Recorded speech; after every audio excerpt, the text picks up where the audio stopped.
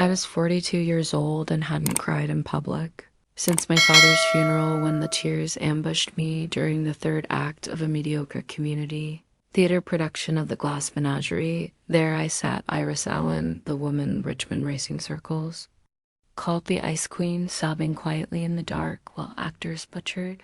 Tennessee Williams, my carefully applied mascara tracked down my cheeks like rain on a window pane. The young woman 2 seats away noticed first. I felt her gaze before I saw. It curious then concerned when intermission came. I bolted for the restroom, hoping to salvage what remained of my dignity, along with my makeup allergies, acting up the voice. Behind me was Honey War with just enough playfulness to take the edge. Off the intrusion, I turned from the mirror to find myself staring into the most startling blue eyes I'd ever seen, framed by a cascade of raven hair. She was maybe mid-20s, wearing a vintage dress that probably cost more than my monthly mortgage. Something like that, I muttered, dabbing at my face with a damp paper towel. I'm Summer. Brooke, she extended a hand with perfectly manicured nails. The color of ripe berries, and your Iris Allen you predicted moonshots win at Belmont when everyone else wrote him off as a long shot. My hand froze mid-air. You follow horse racing, my family owns Brooke. Haven Stables, she said it casually, like mentioning she had a goldfish, not one of Virginia's most prestigious racing. Dynasty S, I know. Brookhaven, the understatement of the century everyone knew. Brookhaven and Brookhaven knows. Your dad calls you that damn woman who cost us a fortune. Her smile was mischievous. I think he meant it as a compliment. The second act bell chimed Summer. Reached into her clutch and handed me a business card. Her fingers brushed mine, warm, confident, sending an unexpected current up my arm. We're hosting a private race next weekend. You should come. Professional interest, of course. I don't mix with clients. I replied automatically, the mantra that had kept me sane in a male-dominated industry. Who said anything about mixing? Summer's eyes sparkled with amusement. Besides, I'm not a client. I'm just a girl who noticed you seeing things in that play nobody else did. She smelled like expensive perfume and some indefinable quality that made me think of Summer. Thunderstorms, wild, electric, the kind that makes you forget your age and your carefully constructed rules. I'll think about it, I said, knowing. Damn, well, I shouldn't do that. She turned to leave, then paused at the door. By the way, you're right to cry.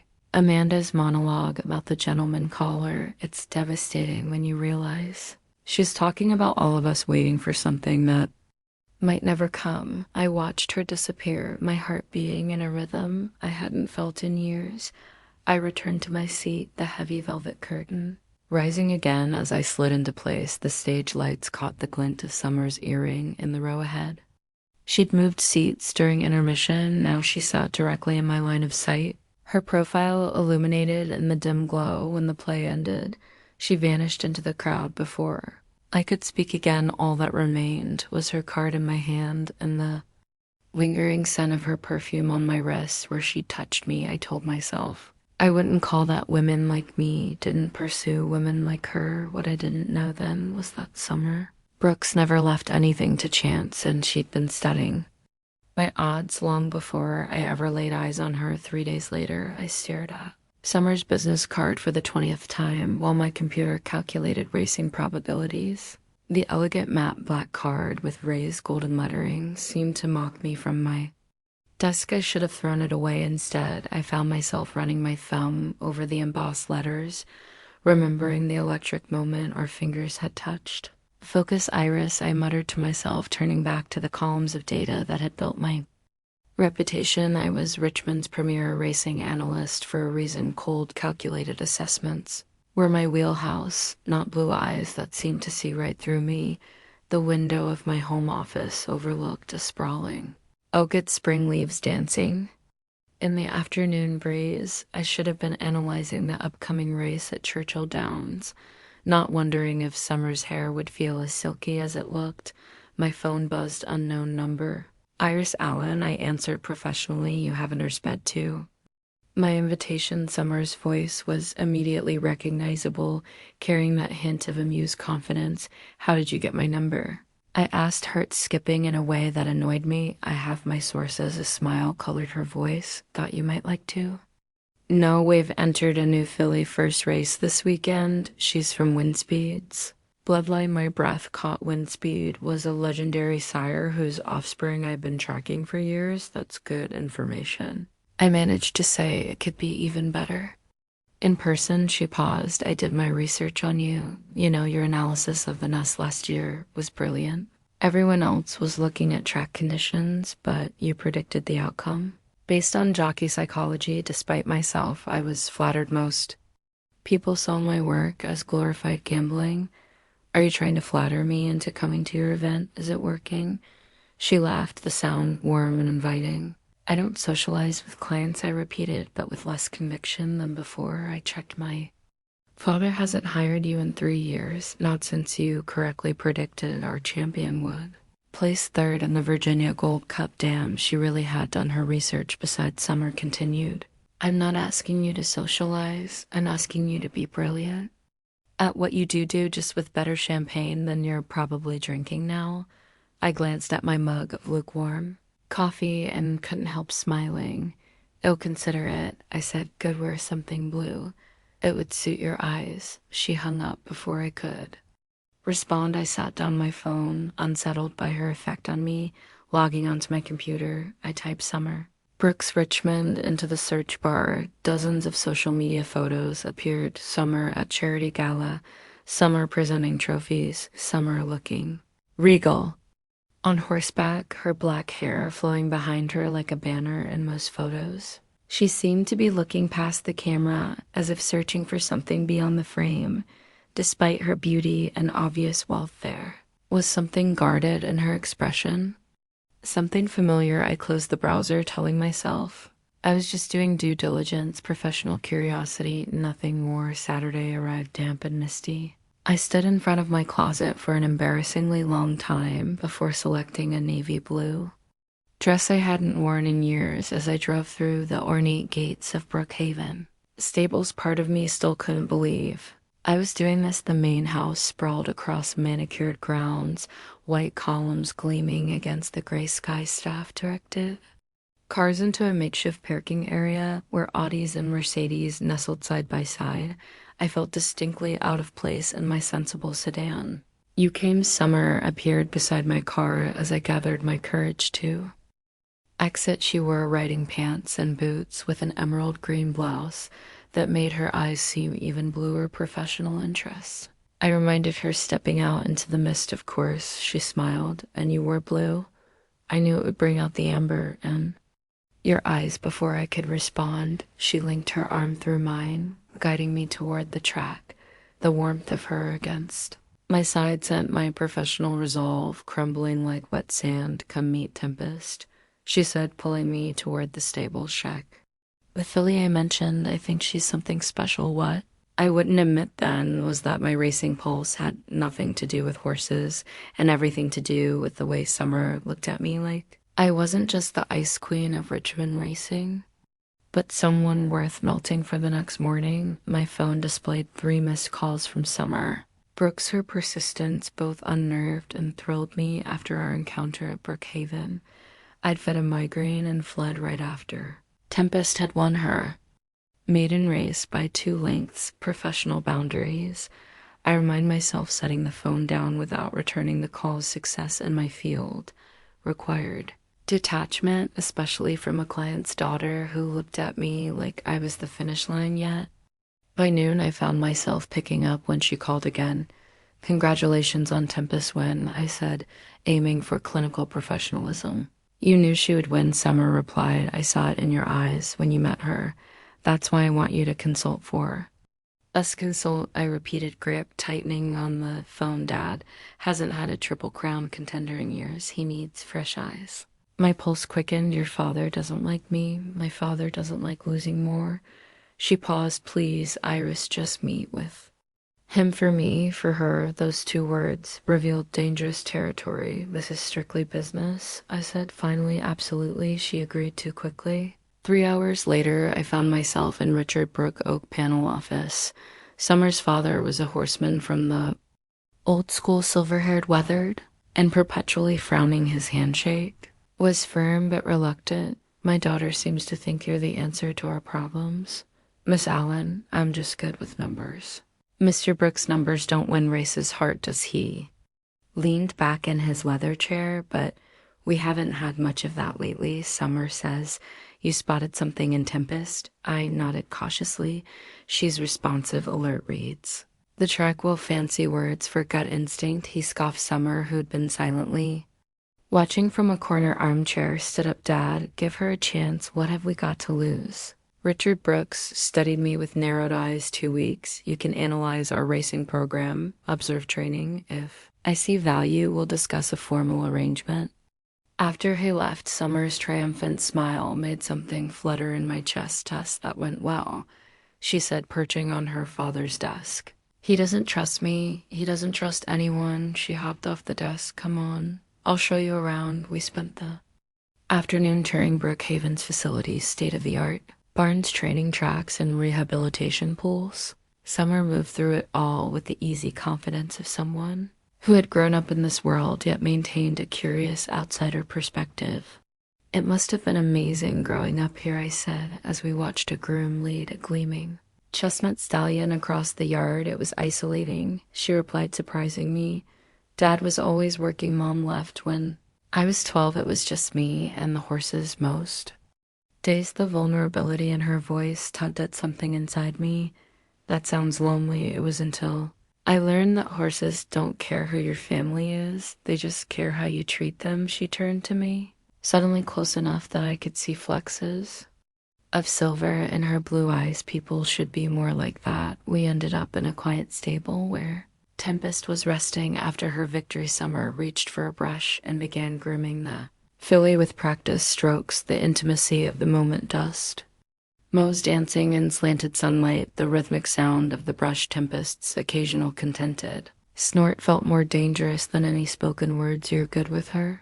I said, desperate to break the thickening silence. I'm good with lots of things. Summer replied, her gaze lifting to meet mine. She sat down the brush and stepped closer, my back pressed against the stable door. This isn't why I'm here, I whispered as she reached toward me. Her hand paused mid-air. Why are you here? Than Heiress before I could answer, she gently brushed a strand of my hair away from my face. The touch sent electricity through me. Her face leaned closer, her intention unmistakable. Miss Brooks, a stable hand's voice shed the moment. Your father needs you at the main house. The buyers from Kentucky have arrived early. Summer stepped back, her expression a mixture of frustration and amusement.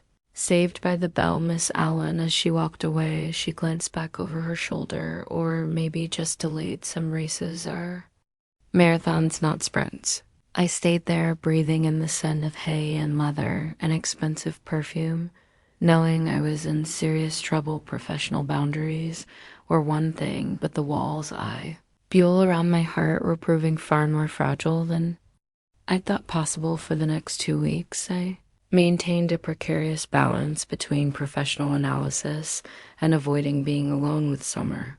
I filled notebooks with observations, timing workouts, and studying bloodlines. If Richard Brooks was surprised by my dedication, he didn't show it. Summer, meanwhile, had taken to assisting my work, though her assistance mainly consisted of probing questions about my life and lingering touches. Whenever she handed me equipment, you've never been married, she asked one afternoon as we watched horses circle the training track. Rain threatened, the dark clouds gathering overhead.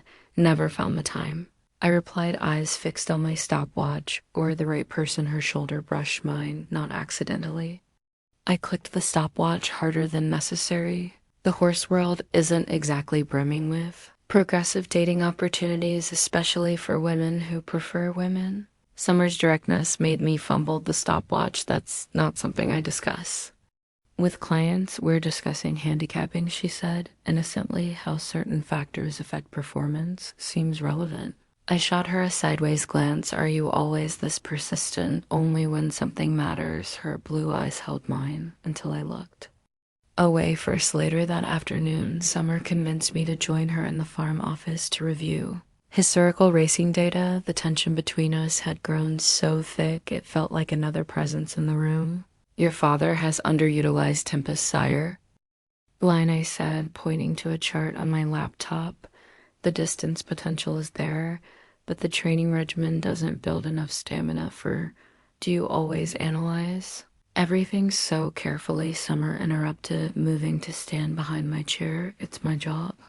And what about things that aren't your job? Her hands came to rest lightly on my shoulders.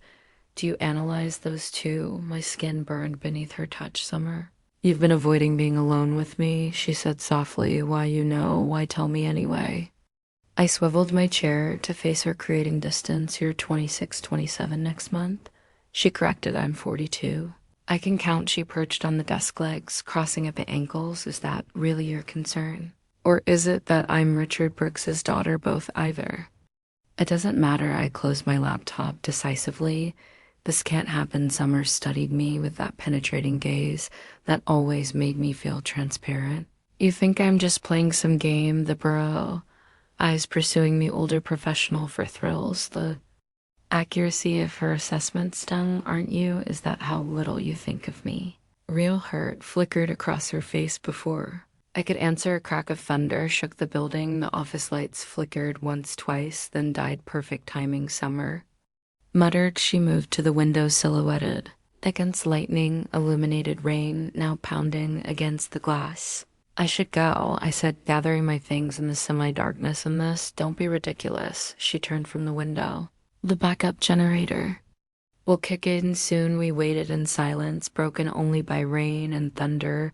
When Summer spoke again, her voice had lost its playful edge. My whole life, people have wanted me for what I represent, she said quietly. The Brooks name, the inheritance, the connections. Do you know how rare it is to find someone who doesn't give a damn about any of that? The emergency lights flickered on, casting her face in a soft amber glow. From the moment I saw you crying in that theater, I knew you were seeing something real. Something others missed. She moved closer. You see patterns others don't. That's why you're the best at what you do. I stood frozen as she approached, my heart hammering against my ribs. Look at me, Heiress, she whispered. What pattern do you see? The storm raged outside, but all I could hear was my pulse in my ears as she stepped into my space. This time there was no interruption. When she leaned in, her lips were soft, hesitant at first, then more insistent. As I responded, my hands found her waist, pulling her closer as lightning flashed, illuminating the office in stark white bursts. The profile part of my brain screamed about professional suicide and age differences and power imbalances, but as Summer's fingers tangled in my hair, deepening our kiss, those concerns seemed distant, theoretical problems for a future version of myself to worry about when we finally broke apart, breathless. Summer's smile held no triumph, only wonder. I've been waiting to do that since the theater, she whispered outside. The storm showed no signs of letting up inside. Another kind of tempest had just begun. The weeks after that stormy evening passed in a blur of contradictions. By day, I maintained professional distance, delivering detailed analyses to Richard Brooks, while avoiding his daughter's knowing glances. By night, Summer and I explored the unexpected terrain between us with the intensity of people who'd found water in a desert despite my better judgment. I was falling hard, but practical concerns still loomed. My condo's maintenance fees had increased, and an unexpected tax bill left me examining my finances with growing concern. After running the numbers 3 times, I reached a reluctant conclusion.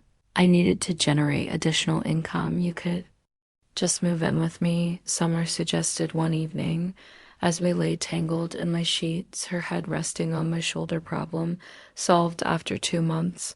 That's very U-Haul of you. I teased, though my chest tightened at the thought. Everything was moving too fast. Just saying, the guest house at my place, it's empty most of the year. And what would your father think about that arrangement? Summer sigh. Fair point. Instead, I decided to rent out my guest house, a small cottage behind my Victorian that I'd been using for storage. After clearing out the space and listing it online, I received several applications, but one stood out. Lucia Jenkins, female, 45, self-employed consultant seeking quiet accommodation. The name sparked something in my memory. but I couldn't place it. Her references checked out and her income verification was solid. I scheduled a showing for Friday afternoon. When I opened the door to greet my prospective tenant, the recognition was immediate and mutual. Iris, the woman on my porch, stared at me with wide eyes. Lucia, my voice caught. Lucia Jenkins from Oakwood Street. She smiled tentatively, the expression creating familiar crow's feet around her green eyes. You remember? How could I forget? Lucia had been my neighbor 10 years ago, a quiet woman who kept to herself except for occasional conversations over our adjoining fence. Then, one day, she was simply gone, house emptied. Overnight, no forwarding address, no explanation. The neighborhood had buzzed with theories. For months, you disappeared, I said, still blocking the doorway in shock. I had my reasons. Her expression closed slightly. I didn't realize this was your place. When applied, maybe this isn't a good idea. No, wait, something made me reach out as she turned to leave. At least come see the cottage. Reluctantly, she followed me around back as we toured the small space. I studied her surreptitiously. She'd aged well, her auburn hair now streaked with silver at the temples. She carried herself differently, more guarded perhaps, but also more confident. It's perfect, she admitted after seeing the sunlit bedroom.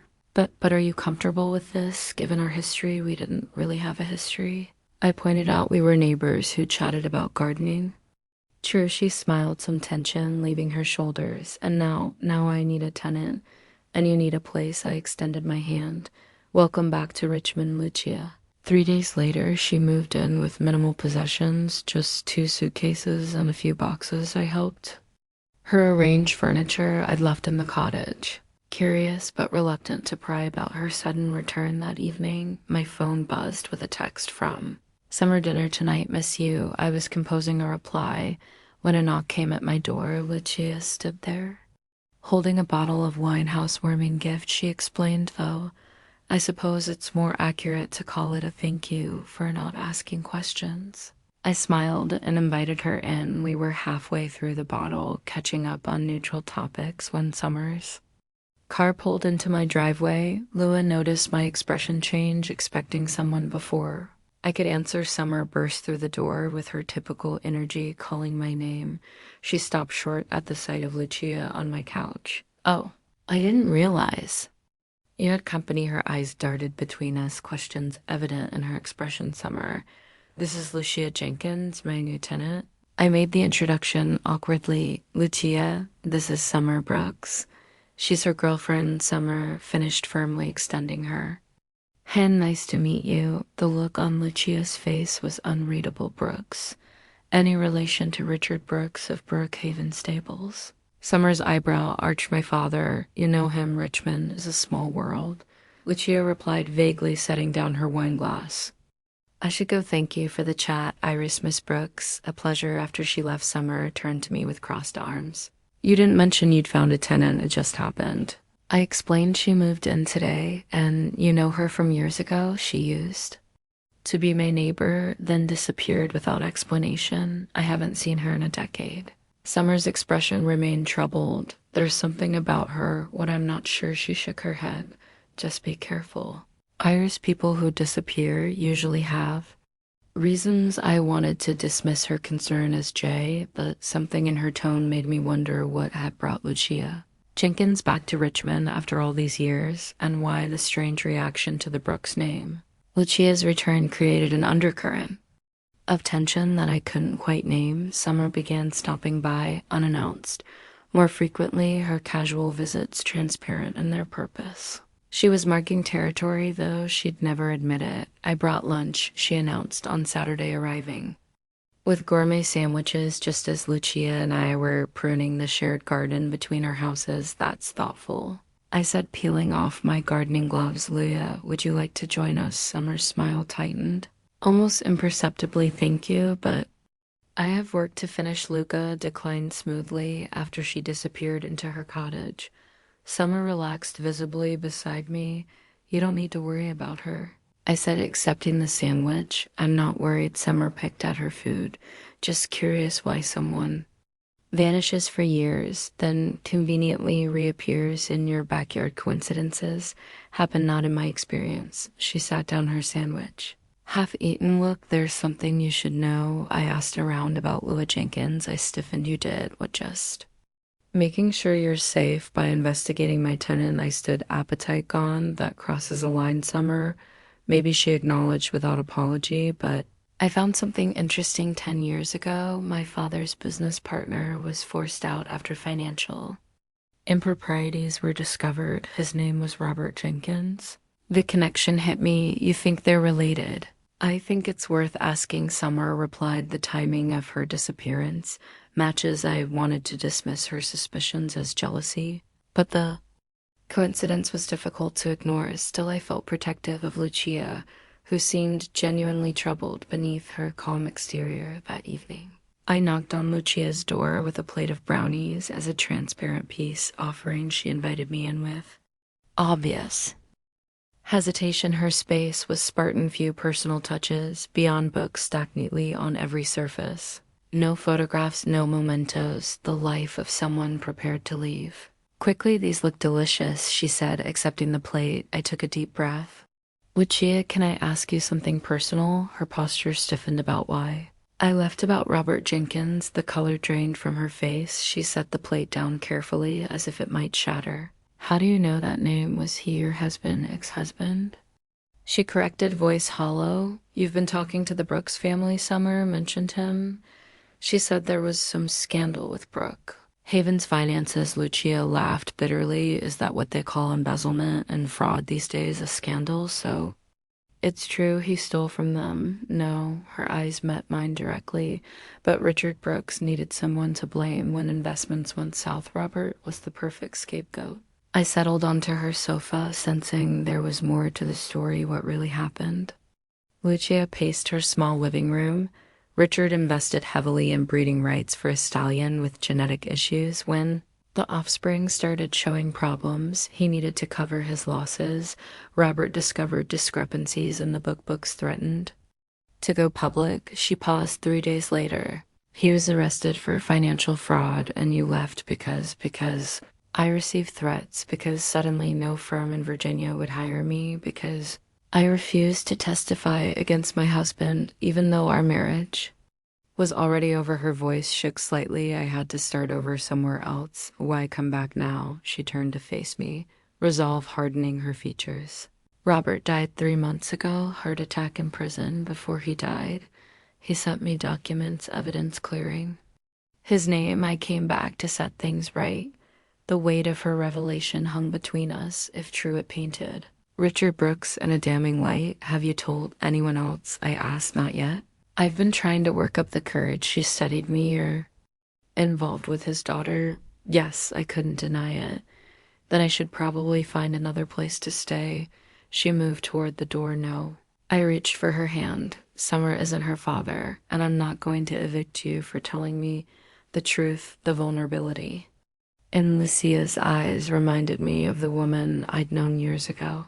The quiet neighbor who'd shared gardening tips and occasional glasses of wine on summer evenings. What are you going to do with what I've told you? She asked. Nothing for now, but if you're planning to confront Richard Brooks, you should know what you're up against. Hume's powerful in this town. I'm not afraid anymore. She said simply, that's what happens when you lose everything. There's nothing left to take. I left her cottage with my thoughts in turmoil. Summer deserved to know what I'd learned, but loyalty to Lucia pulled in the opposite direction. The comfortable bubble of my new relationship was about to collide with a decade-old conspiracy, and somewhere in the middle, I had to decide where my own loyalties lay. For 3 days, I carried Lucio's revelation like a lit match near gasoline. Summer sensed my withdrawal, texting frequently with increasing concern.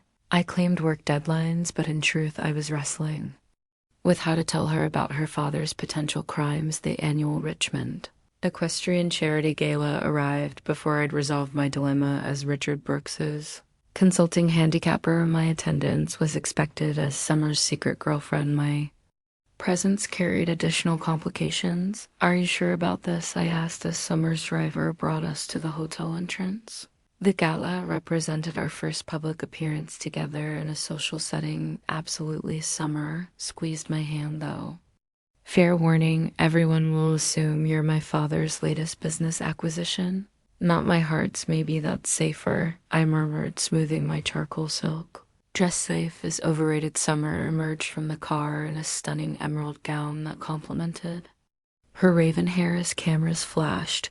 She slipped her hand into mine, ready inside. Richmond's elite mingled amidst crystal chandeliers and champagne fountains.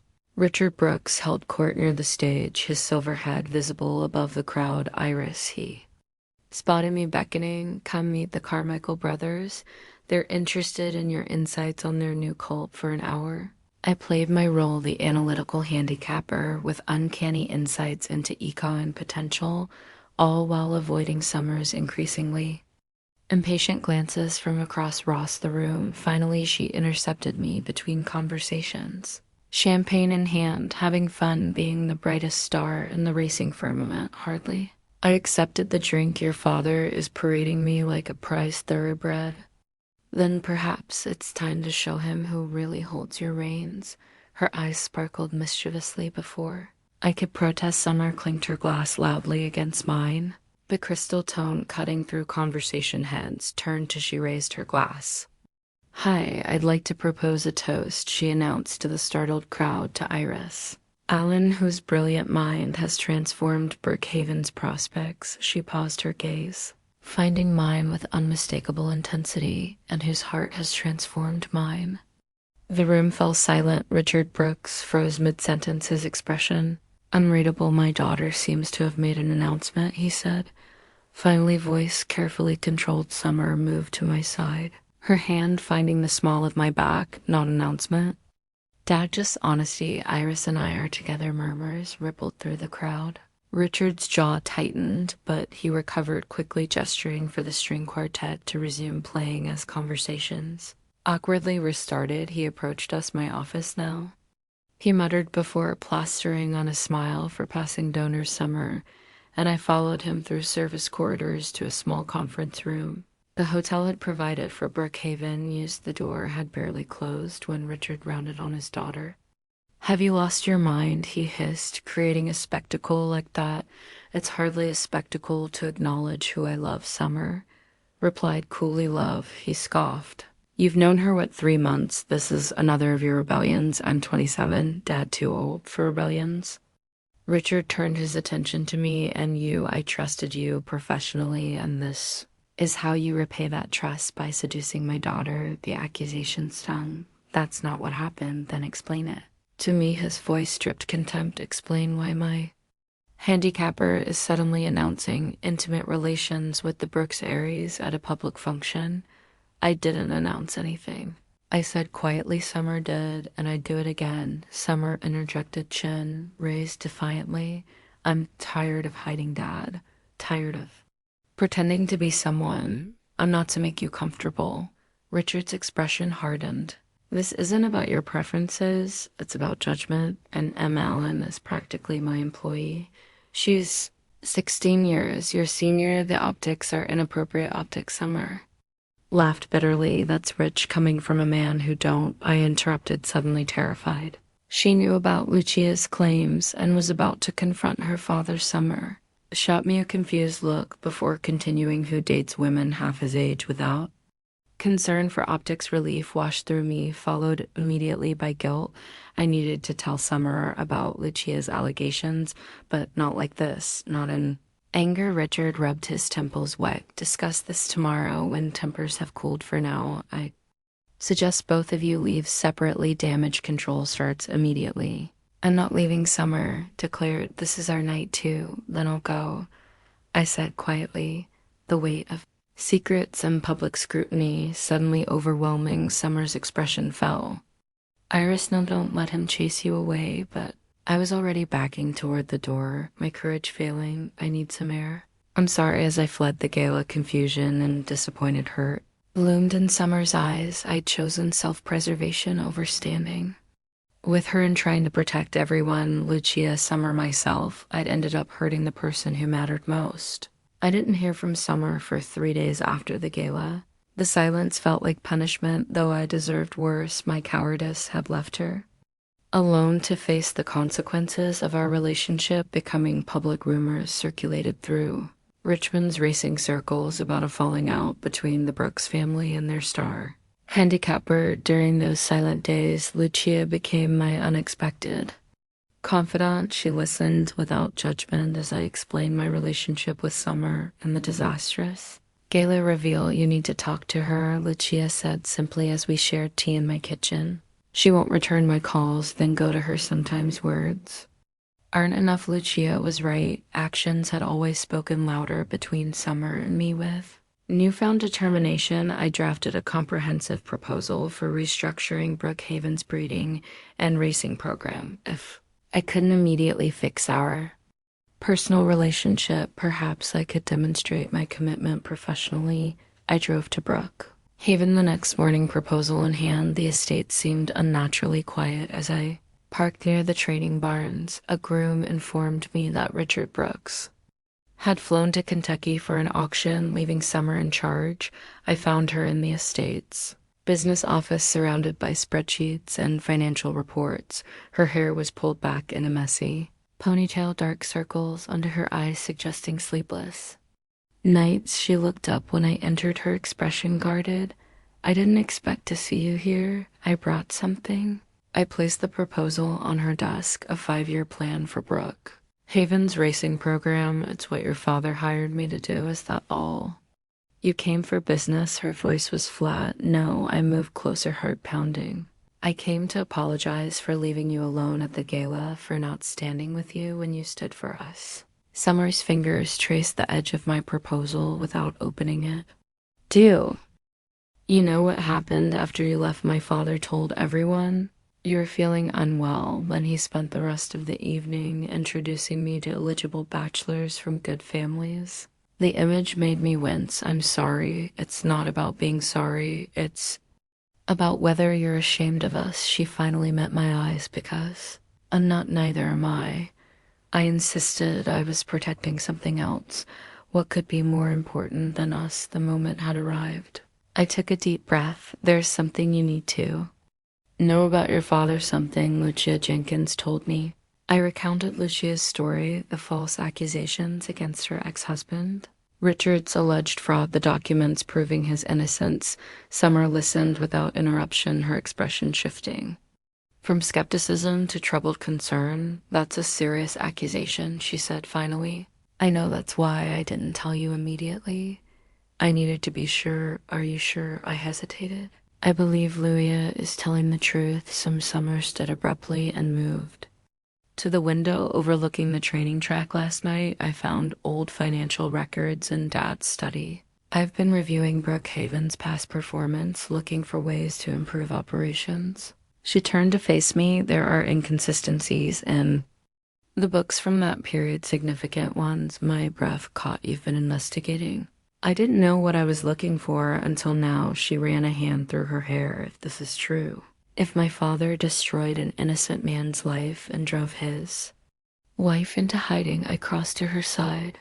It doesn't change who you are, doesn't it? Her voice cracked. The Brooks legacy paid for everything. I have my education, this farm, if it's built on someone else's suffering. I reached for her hand, relieved. When she didn't pull away, then you change the legacy going forward, make it right. For the first time since I'd entered, Summer's expression softened. I've missed you, she whispered. I've missed you too. I brushed a stray tear from her cheek. The rain that had been threatening all morning finally broke, pattering against the windows. Summer pulled me closer, her forehead resting against mine. Stay with me, she murmured. I don't want to face this alone. Her lips found mine, hesitant at first, then with growing urgency. The kiss tasted of forgiveness and newfound determination. We moved as one toward the office's leather sofa, the storm outside growing in intensity as we rediscovered each other later, wrapped in a throw blanket from the office closet. Summer traced patterns on my bare shoulder. I need to talk to Lucia. I can arrange it. I offered tomorrow. She kissed me softly. Tonight is just for us. As rain drummed against the roof and Summer's breathing deepened beside me, I realized we'd crossed a threshold. Whatever came next, confrontations with Richard, public scrutiny, difficult truths, we would face it together. The storm outside had nothing on the one. Brewing at Brookhaven, but for the first time since meeting Summer Brooks, I wasn't afraid of the lightning. 6 months passed in a whirlwind of change at Brookhaven Stables. The confrontation with Richard Brooks had been as stormy as predicted denials, followed by threats, then finally faced with the evidence. Summer and Lucia had assembled reluctant acknowledgement of past wrongs. The settlement is official. Summer announced waiting papers as she entered our kitchen on a crisp autumn morning. Lucy's getting full compensation plus a formal apology. How did your father take it? I asked, sliding a mug of coffee toward her like a man who knows he's cornered. She took a grateful sip, but the board's insurance is covering most of it, and the publicity firm assures him this accountability narrative will actually help Brookhaven's image. I shook my head. Only your father could turn decades of fraud into a PR opportunity. That's the Brooks magic. Summer's smile was speaking of which, the fall racing program is generating serious buzz. Your handicapping system has folks calling from Kentucky, Florida, even Dubai. My phone buzzed with a calendar reminder. The first race is in 2 hours. We should get moving. Richmond's fall racing season had always been my favorite. Crisp air carrying the scent of fallen leaves. H's breath visible in the morning. Chill, but today held special significance. Tempest's first major race since Summer had taken operational control of Brookhaven. At the track, the atmosphere crackled with anticipation. Summer moved through the owner's section with the confidence of someone who had earned her position, not merely inherited it. The whispers that had followed us since the gala had largely subsided, replaced by genuine respect for the changes she'd implemented. Miss Allen, a young reporter, approached with a recorder. Your predictions have been spot on this season. Any insights on today's featured race? Watch Tempest in the final stretch. I replied with professional distance.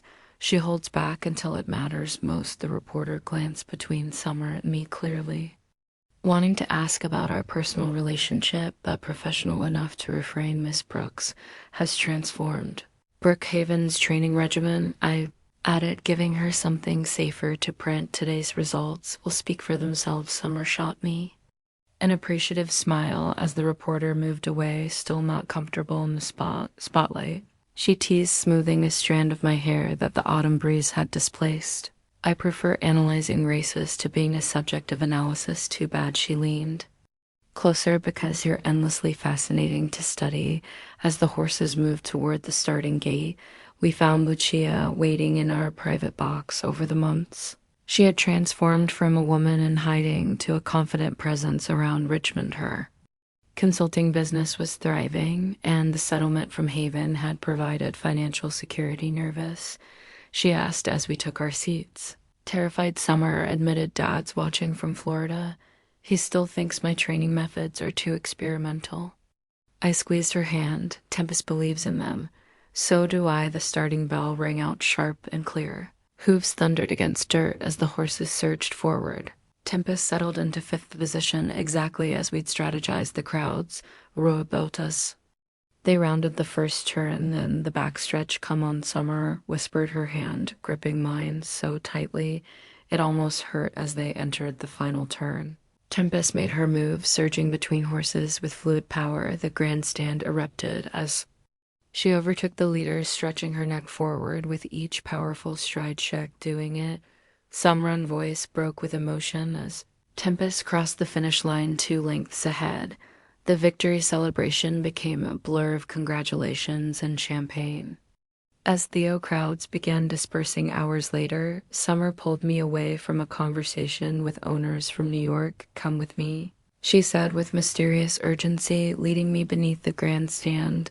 Where are we going? I need a moment with just you. She guided me to a quiet alcove where the afternoon sun slanted through wooden slats, creating patterns of light and shadow. Quite a day, I remarked, still riding the high of Tempest's victory. It's about to get better. Summer reached into her jacket pocket, suddenly appearing nervous. I had a whole speech prepared, but she opened her palm to reveal a small velvet box. My breath caught summer. 6 months ago, I stood in a crowded room and told everyone you had transformed my heart. She opened the box, revealing a platinum ring with a single perfect diamond. I meant it then, I mean it more now. Tears blurred my vision as she continued, you taught me to see patterns others. Miss, here's one. See clearly, every day with you is better than the one. Before her voice wavered slightly, marry me, Heiress, be my handicapper for life. Laughter bubbled through my tears at her racing pun. That's terrible. I know she grinned, but is it a yes? I pulled her close, our lips meeting an answer before the words could form. In that moment beneath the grandstand where champions were celebrated, age differences and public opinions seemed as insignificant as rain on a summer day. Yes. I whispered against her lips 1,000 times yes.